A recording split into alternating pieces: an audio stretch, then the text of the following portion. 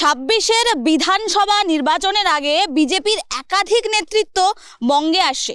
কখনো আসছেন প্রধানমন্ত্রী নরেন্দ্র মোদী, কখনো আসছেন অমিত শাহ, দাপিয়ে বেড়াচ্ছেন বাংলার একাধিক জায়গায়। অথচ ট্রাইব টিভি বাংলার একটি ডিবেট শো আমরা আয়োজন করেছি, এখানে দেখা নেই বিজেপির কোনো সদস্যের। নমস্কার, আপনারা দেখছেন ট্রাইব টিভি বাংলা, আপনাদের সঙ্গে আমি নিবেদিতা। আজ যে বিষয়ে কথা বলবো, বারবার বাংলাকে বঞ্চনার শিকার হতে হচ্ছে কেন্দ্রীয় সরকারের পক্ষ থেকে, কখনো কখনো বা রাজ্য সরকারের পক্ষ থেকে। অর্থাৎ আমরা কথা বলছি 100 দিনের কাজ, যেখানে কেন্দ্র সরকারের পক্ষ থেকে টাকা দেওয়া হচ্ছে না, আবার রাজ্য সরকারের পক্ষ থেকে টাকার হিসেব দেওয়া হচ্ছে না। দুপক্ষেই একেবারে রাজনৈতিক চাপানোতর শুরু হয়েছে। সেখানে পিছিয়ে কারা? সাধারণ গরিব মানুষ। আমরা প্রথমে পরিচয় করে দেব, আমাদের সঙ্গে একদিকে রয়েছে কংগ্রেসের সদস্যরা, একদিকে রয়েছে তৃণমূলের সদস্যরা এবং একদিকে রয়েছে সিপিআইএমের সদস্যরা। প্রথমেই আগে কংগ্রেসের সদস্যদের সঙ্গে কথা বলবো। দাদা, এই যে 100 দিনের কাজের টাকা বঞ্চনার শিকার হতে হচ্ছে দরিদ্র গরিব মানুষদের, কি বলবেন? দেখেন, 100 দিনের কাজ এইটা 1993-তে হয়েছিল। 90 যেদিকে মনমোহন সিং প্রধানমন্ত্রী ছিলেন সেই সময় এইটা লাগু হয়েছিল 93-তে। আর এই আন্দোলনটা তখন বামফ্রন্ট সরকারের মন্ত্রী ছিলেন কৃষিমন্ত্রী, প্রয়াত কমল ঘোষ কৃষিমন্ত্রী ছিলেন। তিনি দিল্লি থেকে ধর্ণা করার পর 100 দিনের কাজের দাবি তুলে যে বাংলাদেশে আগের থেকে যখন একটা ছোট দেশ, সেখানে 100 দিনের কাজ যখন চালু হতে পারে, ভারতবর্ষে কেন হবে না? সেখানে তারপর থেকে কিন্তু ওই যে ইউপিএ সরকার প্রধানমন্ত্রী মনমোহন সিংয়ের সময় 100 দিনের কাজ শুরু হয়েছিল। কিন্তু 100 দিনের কাজ শুরু হয়েছে, কিন্তু সেই টাকা পাচ্ছে না কেন, সেই প্রশ্নেই কথা বলবো। কি মনে হচ্ছে? দেখুন, 100 দিনের কাজ নিয়ে দুটো দলই খেলা করছে। একজন দুর্নীতি করে খেলা করছে, একজন হলো টাকা আটকে রেখে রাজনীতি করতে যাচ্ছে।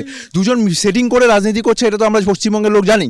100 দিনের কাজ নিয়ে তৃণমূলের উপর বিস্তর দোষ আছে যে যারা দুর্নীতি করেছে, গরিবদের টাকা মেরে খাচ্ছে, একজনের অ্যাকাউন্টে টাকা আরেকজনের অ্যাকাউন্টে ঢুকে যাচ্ছে। এগুলো তো আমরা বারংবার দেখেছি। তো এই নিয়ে তৃণমূলের বেশি বলা উচিত যে তৃণমূল কেন দুর্নীতি করছে, তারা কেন তথ্য দিচ্ছে না। এবং বিজেপি সেটা নিয়ে রাজনীতি করছে, এটা সবাই জানে যে বিজেপি টাকা আটকে রাখছে, এটা আছে। এবার আমাদের বামপন্থীদের কমরেডরা কেস করেছিল এবং তারপরেই আমাদের 100 দিনের কাজে টাকা দেওয়ার রায় দিয়েছে হাইকোর্ট। একেবারে দাদা, সেই প্রশ্নই করবো আপনাদের কাছে যে ওনারা অভিযোগ করছে যে আপনাদের নাকি সেটিং পলিসি চলছে কেন্দ্র রাজ্যের। এনআরজিএস এর কাজের কথা বলছি। এনআরজিএস এর কাজে ভারতবর্ষে যেটা সিস্টেম, রাজ্যে এনআরজিএস এর সেল আছে, জেলাতে এনআরজিএস এর সেল আছে, ব্লকে এনআরজিএস এর সেল আছে এবং পঞ্চায়েতে এনআরজিএস এর সেল আছে। এবং প্রত্যেকটা তথ্য যেমন রাজ্য সরকারের কাছে আছে, তেমনি কেন্দ্রীয় সরকারের কাছে আছে। সেই কেন্দ্র হচ্ছে ইচ্ছা করে এই টাকাগুলো, মানুষের টাকাগুলো, 100 দিনের কাজের টাকা, শ্রমিকদের টাকা এবং আমাদের মতন যারা বেকার ছেলে, যারা রাজ্য হিসেব দিচ্ছে, আমার টাকা আটকে আছে 4 বছর ধরে, আমি সংসার চালাতে পারছি না, এরকম পরিস্থিতিতে বাহাদুরি করছে। এটা তো আমাদের টাকা, মোদী সরকার, মোদী টাকা যে আটকে রাখছেন, এটা আমাদের টাকা, সাধারণ মানুষের টাকা। ওনারা টাকা আটকে রাখছেন, ওনারা তো বলছেন হিসেব দিলে টাকা দিয়ে দেবো। কাছে হিসাব আছে তো ওনাদের যে এনআরজিএস এর সেল পঞ্চায়েতেও আছে, ব্লকেও আছে, সব জায়গায় সেল আছে, সব হিসাব আছে। ইচ্ছা করে আটকে রাখছেন ওনারা। একেবারে বলছে সব দেওয়া আছে। আসার আগে যে বামফ্রন্ট সরকার ছিল তখন তো 100 দিনের কাজ প্রত্যেক জায়গায় হচ্ছিল, কিন্তু তৃণমূল আসার পর সেই 100 দিনের কাজ কেন বন্ধ হয়ে গেল? গ্রামে গঞ্জে যেটা নিয়ম ছিল যে food for work, work for food, খাদ্যের বিনিময়ে কাজের বিনিময়ে খাদ্য, সেই খাদ্যর বিনিময়ে যে গরিব চাষিরা যেখানে ওরা কাজ করবে, কাজ না পেলে এক মাসের মধ্যে যদি কাজ না পায়, তারা ওরা ফর্ম জমা করবে, টাকাটা এমনি পাবে। সেই টাকাটা কি করে তৃণমূলের রাজত্ব বন্ধ হয়ে গেল? এখন তোমরা চাপ বলছো, তৃণমূল বলছে যে কেন্দ্রীয় সরকার দিচ্ছে না, তার মানে যেখানে মোদি সেখানে দিদি, তারা এরা গার্ডশট আছে, কেন টাকা দেওয়া হচ্ছে না? একেবারে এ তো গেল কেন্দ্র সরকার রাজ্য সরকারের একাধিক প্রসঙ্গ 100 দিনের টাকার ক্ষেত্রে। সেক্ষেত্রে আমরা যদি নারী সুরক্ষার কথা বলি, সেক্ষেত্রে পশ্চিমবঙ্গ কোথায় এই মুহূর্তে দাঁড়িয়ে রয়েছে? দেখেন, নারী সুরক্ষার কথা যদি আমরা বলি, তাহলে পশ্চিমবঙ্গে আজকে থেকে না, 2011 সরকার পাল্টি হওয়ার পর থেকে আমরা দেখে আসছি লাগাতার কামদুনি থেকে নিয়ে শুরু করে এই কসবা কাণ্ড পর্যন্ত একের পর এক ঘটনা। আমরা বারবার করে আন্দোলন করেছি, প্রতিবাদ করেছি। আমরা বিষয়টা নিয়ে রাস্তায় মানুষের কাছে গেছি, কিন্তু বারবার করে দেখেছি বিষয়টা সিবিআইয়ের কাছে গেলেই জিনিসটা আটকে যাচ্ছে এবং তারপর তার কোনো কুল কিনারা হচ্ছে না। আর আমরা পরিষ্কার বুঝতে পারছি এটা তৃণমূল এবং বিজেপির একটা ভিতরের আন্ডারস্ট্যান্ডিং, তাদের একটা সেটিং। আপনাদের সেটিং বলছে। দেখুন, বিভ্রান্ত করে, অপপ্রচার করে, রাজ্যকে বদনাম করে, আমাদের তথাকথিত বিরোধী রাজনৈতিক দলের কি আনন্দ হয় আমরা জানি না। পশ্চিমবঙ্গের পরিযায়ী শ্রমিকরা বাংলার বাহিরে যে নিরাপদ নয়, তা আপনাদের মিডিয়া দেখিয়েছে, বারবার করে দেখাচ্ছেন। আসামের থেকে এনআরসির নোটিশ পশ্চিমবাংলার আজকে আজকে আজকে আজকে আজকে মুখ্যমন্ত্রী বলেছেন পরিযায়ী শ্রমিকদের কথা। এবং বাংলা ভাষা বলার জন্য বিভিন্ন রাজ্য থেকে, মহারাষ্ট্র থেকে, আপনার ওড়িশা থেকে কি করে- উনি বলছেন পরিযায়ী শ্রমিকদের কথা। আজ মুখ্যমন্ত্রী বলেছেন পরিযায়ী শ্রমিকদের কথা, কিন্তু নারী সুরক্ষার কথা কেন বলছেন না? নারী সুরক্ষার কথা কি করে বলবে, যেখানে আরজিকর, যেখানে এখন ল কলেজে বিভিন্ন জায়গায় যে নারী নির্যাতন হচ্ছে, মেয়ে ছেলেরা গায়ে সেখান থেকে নিখোঁজ হয়ে যাচ্ছে। সেই নিখোঁজের আমরা অনেকবার আন্দোলন করেছি, আমরা থানাও ঘেরাও করেছি। সেই মুখ্যমন্ত্রী কেন জবাব দিচ্ছে না যে আজকে পশ্চিমবাংলায় যে নারী নির্যাতন হচ্ছে, এক ল কলেজে যেখানে পড়াশোনা হয়, একজন ডক্টর হবে, একজন উকিল হবে, সেখানে যদি এরকম ঘটনা ঘটে তাহলে সে আইন নিয়ে কি করে পড়াশোনা করবে? হ্যাঁ, একেবারে শিক্ষা প্রতিষ্ঠানে এমন ঘটনা ঘটছে। আচ্ছা, বিষয়টা হলো হচ্ছে তৃণমূল আর বিজেপি আর আপনি চান সিস্টেম, এ তো দুটো জিনিস একসাথে সহাবস্থান করতে পারে না। প্রথম কথা, তৃণমূল দুর্নীতি ছাড়া থাকবে আর বিজেপি তাকে সাহায্য করবে না, এ দেশের জনগণ কোনোদিন দেখেছে? একদিকে তৃণমূল, আচ্ছা যদি তৃণমূলকে বলুন যে প্রশ্ন করে উত্তর দিতে পারে না, পিছন থেকে কথা বলছে। সব থেকে বড় কথা, এরা তো চুরিতে সিদ্ধহস্ত এবং রাজ্যের সমস্ত জায়গায় একদম টপ টু বটম এদের কাজটাই হচ্ছে, এটা হচ্ছে রাজনীতিতে এরা কামাই করার পেশা হিসাবে ওরা রাজনীতি কামাই করার পেশা, মারাত্মক অভিযোগ। দেখুন, আবার বলছি, আমি বলেছি যে বিভ্রান্ত করবে না, মানুষ আমাদের সাথে আছে। কারণ আমাদের কাজই হচ্ছে আমাদের জননেত্রী মাননীয় মমতা ব্যানার্জির প্রত্যেকটা ঘরে ঘরে উন্নয়ন পৌঁছে দেওয়া। আমাদের উন্নয়নগুলোকে নিয়ে ওনার কথা বলুক, সাধারণ মানুষের কথা বলুক, লক্ষ্মীর ভান্ডার প্রকল্পে কত বড় সুবিধা পাচ্ছে সেটা বলুক। সেন্ট্রাল 100 দিনের টাকা ব্যাক করেনি, কিন্তু আমরা লক্ষ্মীর ভান্ডার দিয়ে আমাদের রাজ্যের মানুষকে আটকে রেখেছি। একেবারে ওনারা লক্ষ্মীর ভান্ডারের কথা বলছেন, কিন্তু লক্ষ্মীরাই তো সুরক্ষিত নয়। আমি একটা প্রশ্ন আমি দাদা তৃণমূল সরকারের কাছে করবো, লক্ষ্মীর ভান্ডার 500 টাকা দিচ্ছে বা 1000 টাকা দিচ্ছে, কিন্তু চাকরি কোথায়? চাকরির টাকা চুরি করে চলে যাচ্ছে। 2011 পর সিএস প্রাইমারি হচ্ছে না, ডি গ্রুপ হচ্ছে না, সি গ্রুপ হচ্ছে না, কোনো কিছুই পাচ্ছে না। আমি একটা কথা বলবো, আজকে দেখবেন আমি যদি বাইক নিয়ে বাইরে যাই, তাহলে আমার চালান কাটবে 5000 টাকা, হেলমেটের চালান কাটবে 5000 টাকা। আরে ভাই, আপনার দেওয়ার থাকলে আপনার হেলমেট দেন, টাকা কেন নিচ্ছেন? এটা চালান কাটার কথা বলছেন। দেখুন, দেশের প্রধানমন্ত্রী বলেছিল আজকে দিন আনে वाले है। হ্যাঁ, বছরে 2 কোটি চাকরি। আজকে আমরা একটা তথাকথিত পেপারে পেলাম যে 10 বছরে মাত্র 12 লক্ষ চাকরি হয়েছে। আপনি দেখতে পাচ্ছেন তার পরিণাম, বেকারত্ব বাড়ছে। সেন্ট্রাল গভর্নমেন্ট হাতে না মেরে ভাতে মারার যে পলিসি নিয়েছে, আমাদের রাজ্য সেই দিক থেকে অনেক ভালো জায়গা। শিল্পের ব্যাপারে বলুন। রাজ্যে শিল্প কোথায়? উন্নয়নের কথা বলছেন, রাজ্যে শিল্প কোথায়? আপনারাও তো বলেছিলেন বছরে 10 লক্ষ বেকারের চাকরি হবে, সেই চাকরিগুলো কোথায় গেল? শিল্প কোথায়? সেই জবাবটা দিন। শিল্পের কথা উনি বলছেন। দেখুন, আপনার এখনই ভুলে গেছি, কিন্তু রাজ্যে শিল্পের উন্নয়নের পরিবেশ এসছে, শিল্পের উন্নয়ন চলছে। রিসেন্ট টাটা গোষ্ঠীর কর্ণধার আমাদের সাথে নতুন করে শিল্পের জন্য চুক্তি মৌ স্বাক্ষর করেছে। শালবনীতে জিন্দালদের প্রকল্প চালু হয়েছে। আগে চেষ্টা করুন, এই বামফ্রন্ট কতগুলো কাপড়ের কলকে, চটকলকে বন্ধ করেছে। হ্যাঁ, পার্টিবাজি রাজনীতি করার পর কত কাপড়ের কল বাংলা থেকে চলে গেছে। আপনারা পড়েছেন কলকাতায় 172টা কাপড়ের কল ছিল। বলতে পারবে বামফ্রন্ট সে 72টা কাপড়ের কল কোথায় গেল? বলতে পারবে? কোথায় হচ্ছে? আমরা আজকে কোথায় দাঁড়িয়ে আছি? ইসলামপুর কোন জেলা পড়ে? উত্তর দিনাজপুর। আর সবচেয়ে অবহেলিত জেলা হচ্ছে উত্তর দিনাজপুর, তার থেকে অবহেলিত হচ্ছে ইসলামপুর।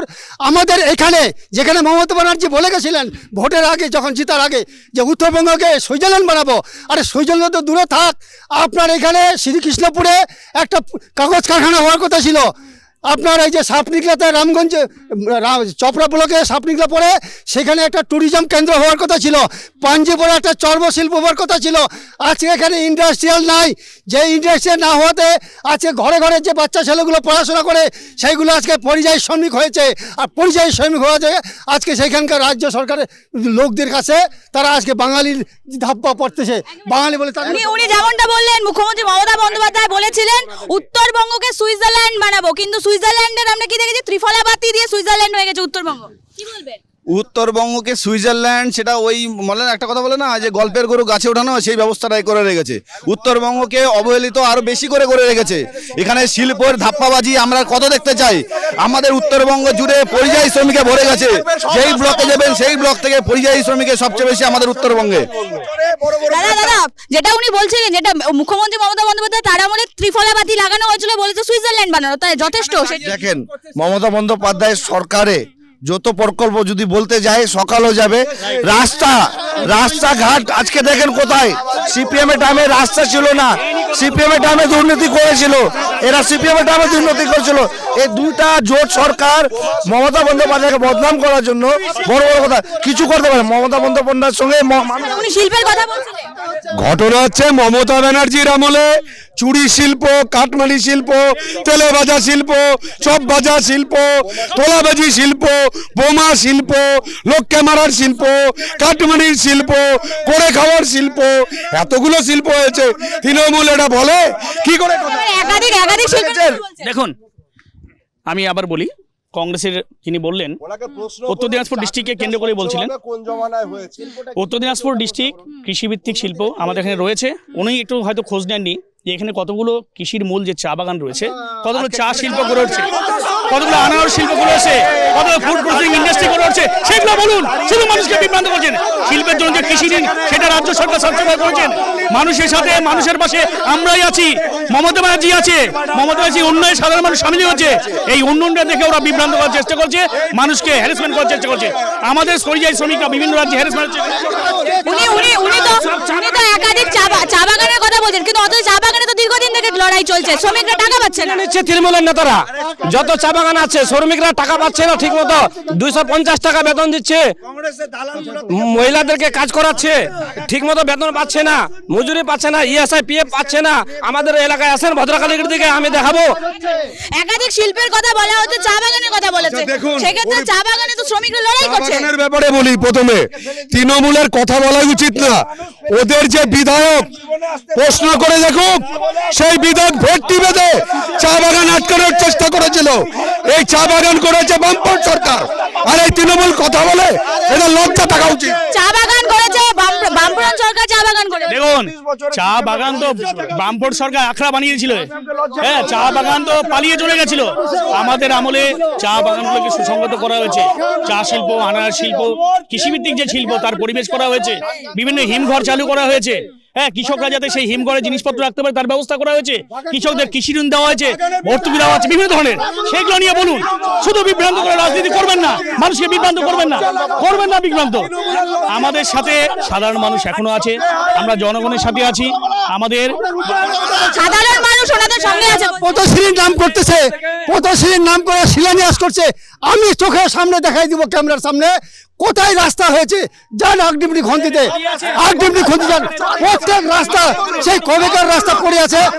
যে গাড়িগুলোতে 4 চাকা চলছিল, সেই চাকাগুলো এখন টোটোগুলো উল্টে যাচ্ছে, কিন্তু কোনো রাস্তার কাজ হয়নি। একাধিক রাস্তার কথা বলেছে, রাস্তার কি উন্নয়ন হয়েছে? গোটা জেলায় কোথাও রাস্তা নতুনভাবে তৈরি তৃণমূল কংগ্রেসের আমলে হয়নি। বামফ্রন্ট এই রাজ্যে যা রাস্তা তৈরি করেছিল তার উপরে কখনো রিপেয়ারের নামে ওই সিন্ডিকেট কাটমানি ঠিকাদারদের কাছে কাটমানি তুলছে। নতুন করে একটা রাস্তা তৃণমূল কংগ্রেস বলতে পারবে না তারা তৈরি করেছে। উনি বলছেন নতুন করে তৃণমূল কংগ্রেসের আমলে কোনো রাস্তা হয়নি, যা হয়েছে বামফ্রন্টের আমলে সেই রাস্তার উপর দিয়ে। দেখুন, 100 দিনের প্রকল্পে রাজ্যে অনেক রাস্তা হয়েছে। এনআরজিএস প্রকল্পে বিভিন্ন রাস্তা হয়েছে। রাজ্য সরকারের পিডব্লিউডির আন্ডারে প্রচুর রাস্তা হয়েছে, এনজি থেকে হয়েছে। কিন্তু প্রশ্ন হচ্ছে কি বলুন তো, বিরোধীদের কাজ হচ্ছে সবসময় বিপরীত কথা, বাজে কথা, উন্নয়নের কথা বলতেছে।